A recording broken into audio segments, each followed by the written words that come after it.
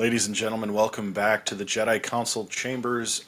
I am Urza Master. With me, as always, Jedi Master Psyllium Maas and Lord Uther, and this is the Graying Jedi podcast. Today we are diving into the fourth episode of the Book of Boba Fett, and we may have teased it a bit on our last episode, so I don't want to give anything else away and steal any further thunder from Jedi Master Psyllium Maas. So Psyllium Maas, take us away into Tatooine's fourth adventure with Boba. Thank you, Jedi Master Urza Master. Thank you, Jedi Master Lord Uther. And thanks to you, Graying Jedi fans out there in the mid-rim, in wild space, and in the core planetary systems. Star Wars, The Book of Boba Fett, Chapter 4, The Gathering Storm. The storm was gathering on January 19th of 2022. We have a new director for the Star Wars franchise, the streaming Disney Plus juggernaut. His name is Kevin Tancharan, and he has an unusual resume. He's not just a director for hire.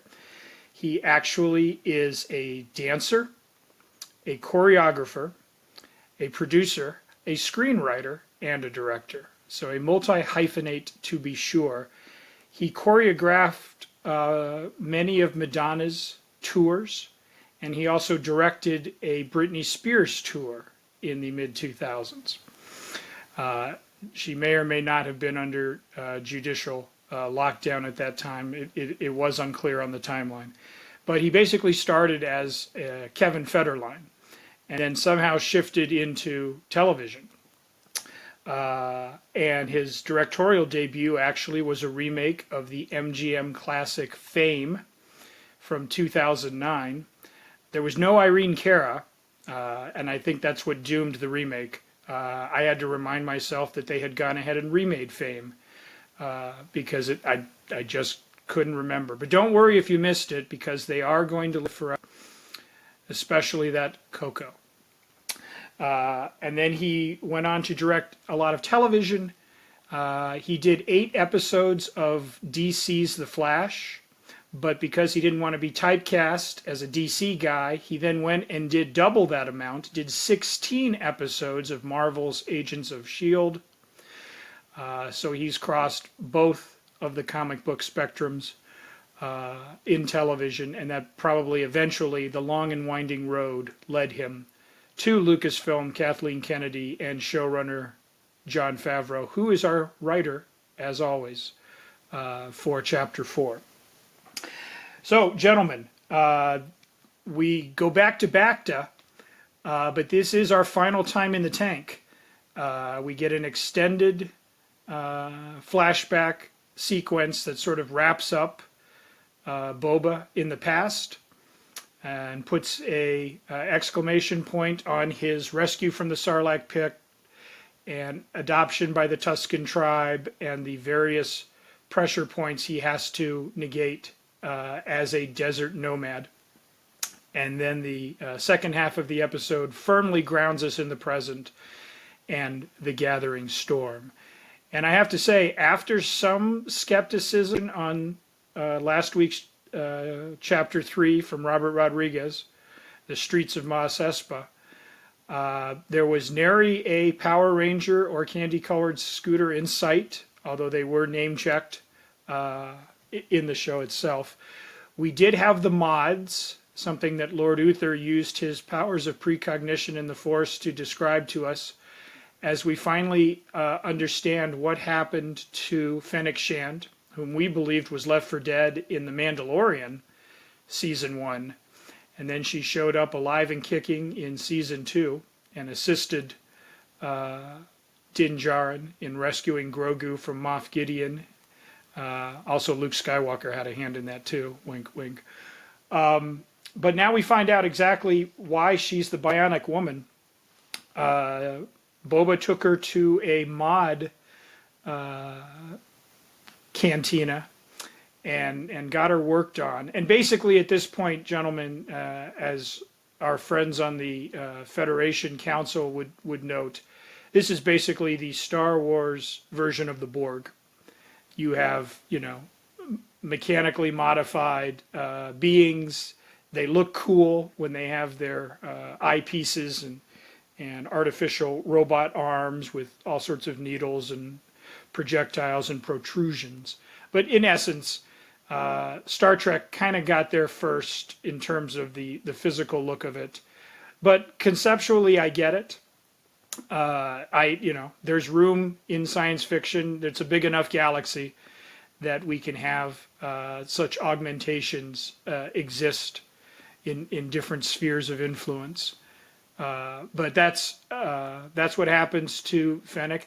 I'm curious, when we see her at all these banquet scenes and you've seen all these gears and turbines and camshafts in her, like, is she still able to consume food? Because it's right where her belly and her tummy would be there, and I'm just curious. I don't think the show's going to answer that question, but it made me wonder. How is the human side of her coping with? Because again, Luke Skywalker had augmentations between episodes 5 and 6, but it was his hand. He wasn't going to interfere with some blue milk or anything that they might be serving for dinner. But I was curious on Fennec because they do a lot of present day like meetings, and there's grog, and I think we've seen her grab a blue bottle of alcohol in Jabba's throne room. So it made me wonder. We also had a touching relationship and farewell to Boba's Bantha, and we're all pet owners or have been pet owners, and I'm sure many of our fans can relate. You always thought of the Bantha as a beast burden, something that a kayak dragon might, eat, or a pike syndicate sharpshooter might shoot in the desert. But here, darned if it didn't have a personality. When George Lucas first slapped a bunch of saddles and fake fur on an elephant in episode 4, A New Hope, that was it. It was a one-shot deal, and the poor elephant was sweltering in the Tunisian sun, and you just kind of felt sorry for it. But here they've created a three-dimensional extraterrestrial species, and then he has to say goodbye to it and gives him a little kiss, and I don't know, my heart kind of fluttered a little, and I said to myself, wouldn't it be great to have a Bantha? And then I realized there's no place to put it, and it would probably leave a giant mess in the backyard, and that was quickly dispatched. But yes, pro Bantha, right here. And the primary goals in the flashback are to rescue the fire spray ship, which for many years was referred to as Slave One. I don't know that that's the official nomenclature anymore in these dark and perilous times. But we'll always know it as Slave One, and Boba's attempt to retrieve it from Jabba's palace. And then we open up a can of Boba because he starts settling scores, and it starts with the Nikto speeder bikes, who are basically at this point a motorcycle gang, the Sons of Anarchy, if you will. I think one of them even has like a retro, jacket as they're riding, as if we would miss the analogy and metaphor. But what a shot. We talk about moments in Star Wars where we're like, oh, from the sandbox in the playground, to see these speeder bikes in the foreground, and then coming out of the sun is Slave One, like a shark. And then moments later, just opening up twin ion cannons and just decimating them. And you don't feel like a spasm of morality or humanity, because we know how bad these bikers are. You just revel in seeing those things go up in flames. And maybe some of them survive just with some bruising. But Boba certainly made sure they won't be terrorizing any moisture farmers anytime soon. And then, truly, gentlemen, the big matchup we never thought we needed was Slave One versus a Sarlacc. And just fantastic work from ILM and cinematographer Dean Cundy doing his second episode of this cycle. We talked about Dean 2 episodes ago in Chapter 2. Make sure you're checking out the Warp Core or the Graying Jedi archives. You can check out the Warp Core archives too. There's lots of great stuff for science fiction fans here at Pending Rebrand. But we talked about Mr. Cundy and his illustrious career in Graying Jedi 32. And this was his second stab behind the cameras. But Slave One versus the Sarlacc, just again, the effects, the sense of scope and so forth, the ultimate resolution, Boba coming out after going down in, rappelling in to the greasy maw and coming out slicker than snot. That was a visual that stayed with me on every rewatch. And then we sort of culminated with our Godfather-esque storyline as Boba continues to try to recruit the families of Mos Espa.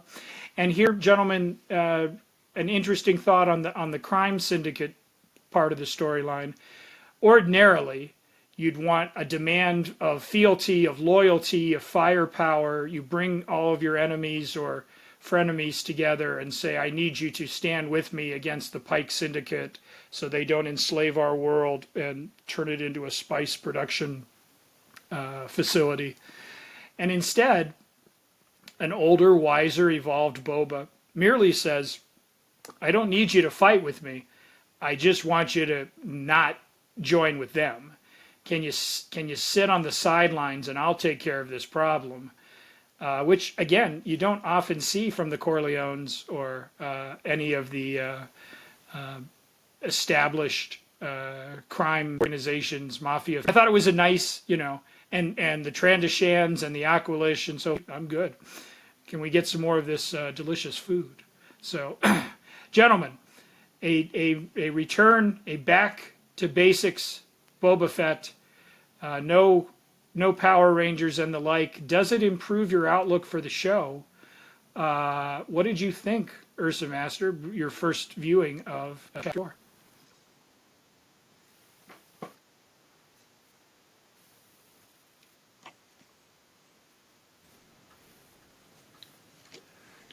This is great.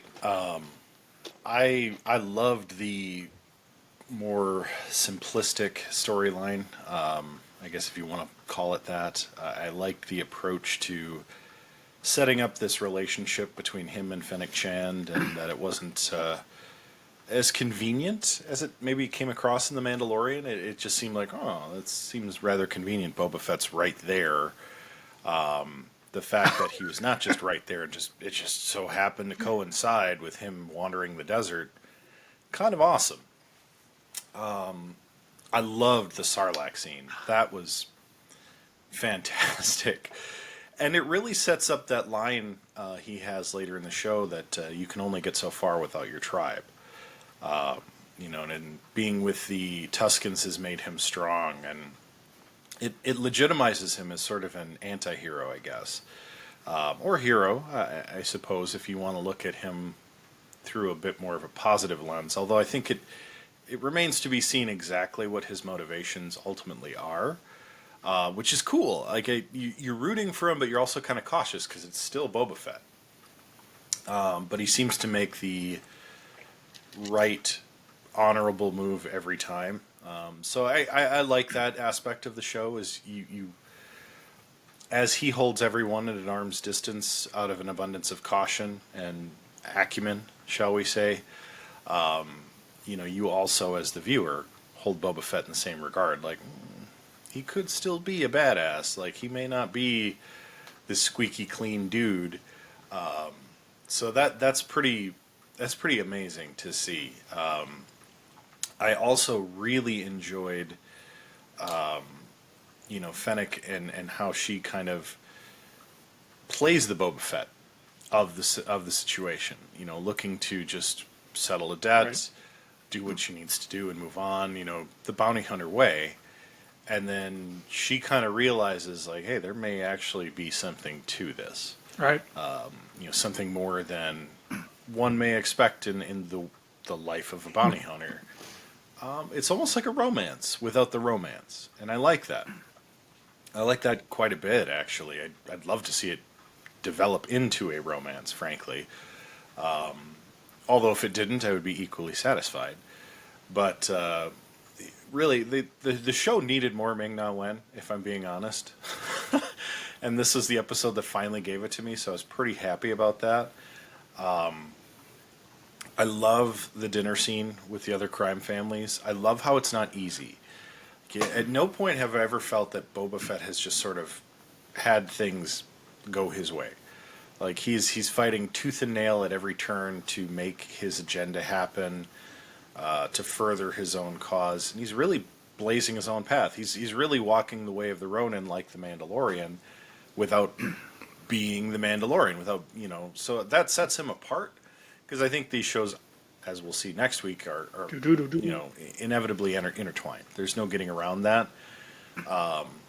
And you hear it in this episode a couple of times. You hear that little Mandalorian whistle sound. Yeah, and it's awesome. It gave me chills, and it's like I expected this to happen too. So the fact that I can expect what's going to happen next, and still be like, ooh, titillated by it, that's an impressive filmmaking. That's impressive craft on the part of really the whole crew and the actors. So I mean, really effective. I think that the way that they've set up this sort of healed Boba Fett story arc through the first 4 episodes of the show it's some really truly compelling television. And despite I think what I've heard in the past about the show not being what everybody wanted, I'm pretty well satisfied thus far. So I don't have a lot of complaints. I used to have a lot of complaints, like about the way I still do with the Phantom Menace, but when it comes to Boba Fett, I've completely pivoted on how I felt about it originally, obviously, and seeing it from that different perspective, like we've continued to talk about, just a maturing Fett. We had this discussion last time, right? From emotional to almost wisdom-based, just adds another layer to this whole thing. And I agree with you, too. I like how things aren't convenient when he's negotiating. He doesn't know who he should trust. I think that's just great storytelling, right? And again, I should just say yes to everything you just said. But I do like your point of he's got to really force things or try and find another angle to come up with these solutions. It's just not very straightforward. We're kind of like with The Mandalorian. It is kind of straightforward in terms of it almost reminds me of a Dungeons and Dragons thing. Go from point A to point B, then you can go to point C. I feel like here in Boba Fett, there's just different branches that the story could have taken, right? Or does take in terms of him having to figure some of these things out or negotiate his way through. Darth Maul and Fennec Shan, they share something in common. Belly wounds or being cut in half. Just take him to one of these cybernetic places and get him fixed up and everything's fine. So does anyone really die anymore? That's what I'm trying to figure out too, because it seems like you could take the finger of a person and drop them in a bacta tank and they would just regrow themselves. So it makes it a little, we've had this discussion before. Does the bacta tank, is that kind of a way out of a lot of these situations now? Could be. Maybe I can get, resurrected Luke Skywalker from that awful series, and maybe, hey, there we go. Rey resurrects Luke, puts him in a bacta tank. I'm out. That's it. But just a great chapter to the story. Well, yes, we would be remiss. There are a couple of other details that stood out that were exciting. I love again, the my kitchen opinion droid. has completely changed. I know it gets dispatched rather quickly from Fennec Shan, but I love the multi-armed. It almost pulls a General Grievous, or the moment when the Arab swordsman accosts Indiana Jones in the Cairo marketplace. Like it has, multiple arms and cleavers and knives, and it's whirling them, and you're thinking this is going to be a heck of a fight, and then Fennec sneaks up behind it and severs its circuits, and it's all gone, and you're like, oh, that was cool too.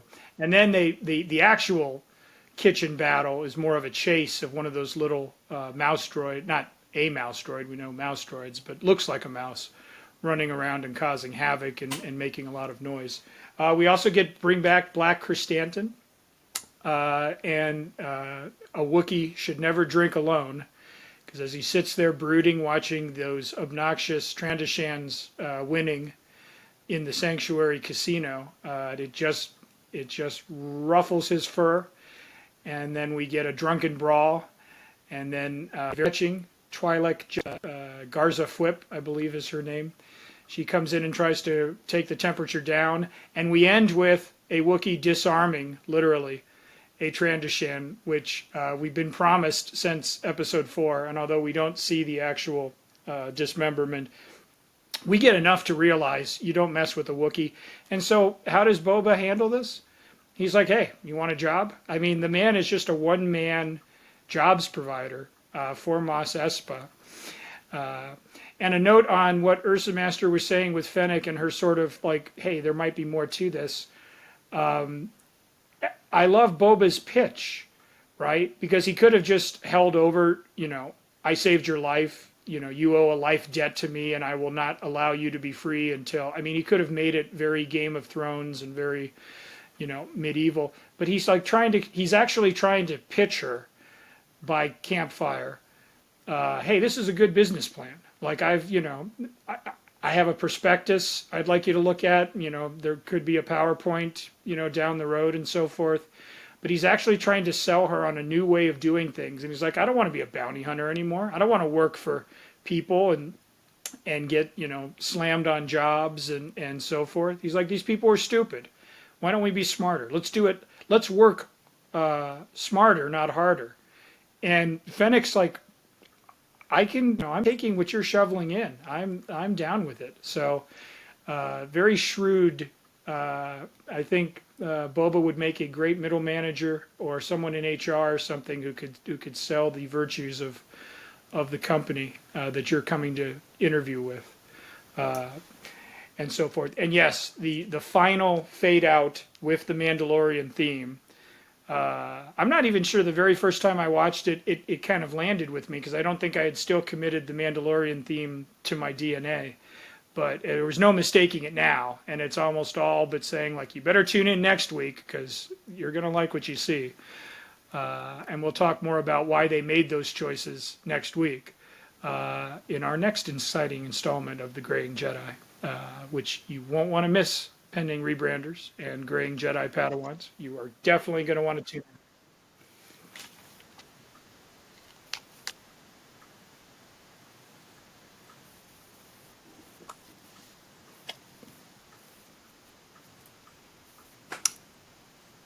And you can catch it by hitting that subscribe button. Make sure to share it out amongst your friends because this is a moment you will not regret sharing with others. Yeah, no doubt. This episode, I think, came out of a surprise for me. It was something that was like, after the last episode with the Power Rangers and the weird chase scene through the market, which, reflecting now, I'm like, I do kind of see how it reminds me a bit of Luke and Obi-Wan and the droids going through Mos Eisley in the original, where it seemed kind of odd. The speeder coming across, moving oddly slowly into the town. I'm like, oh, this feels a little weird. Looking at it now, because the special effects were what they were. So I guess if I have to think of it as a nod to that, I feel a bit better about it. So that being said, this particular episode, I think, brought back a very Boba Fett sense of Boba Fett. For me, this was like shades of the Boba Fett I think we, as Boba Fett fans, wanted to see. Him flying Slave One, icing some bad dudes, blowing up a Sarlacc pit with a space depth charge. Outstanding. And then you also get the calculated, wiser, older Boba Fett who's like, F these dudes paying my tab. I'm going to do my own thing, and I'm going to do it better. Which also feels like innately badass. So I think it's no surprise what lightsaber kyber color I give this episode of Boba Fett. I've been searching every week for a better and better visual aid, and I keep coming up with Bupkis. So suffice to say that this week's green lightsaber will be based on the Samsung 128 Evo micro SD card that I happen to have sitting on my desk. Excellent Nice. episode. Thrilled. Loved every Always minute have of it. them. Oh, I'll go next. I'm going to go light green post-it note. Disney, take note. No more scenes where I have to, where I could watch that were inspired by Team America in terms of these cut scenes of doing medical procedures, like I saw in Team America with cheesy music in the background. So if it wasn't for that, the color would have been better than just a light green. You've evolved. But the story advances well. And Again, from the I just want conversations everyone I've to had be with you guys reassured that about this series, Chrysanthemum is not we had talked about a year just ago, specifically targeting my feelings Trandashans have in his changed, arm though they will not when we watch the ripping Phantom business. Menace. Just this other week, a Pokemon, Squirtle, in fact, ran afoul of that Wookiee in a Sabak hand, and Mr. Chrysanthemum de-armed him as well. So now we have a one-armed green Squirtle as our prop for this week. I echo all of the comments there, and you've heard them all if you've been tuning in. A good show. If you thought it got off track, it's back on the rails. If you thought it was always on track, it never left the reservation. And they are saving some pretty big surprises for the last three. And we will cover those in depth in future Graying Jedi episodes.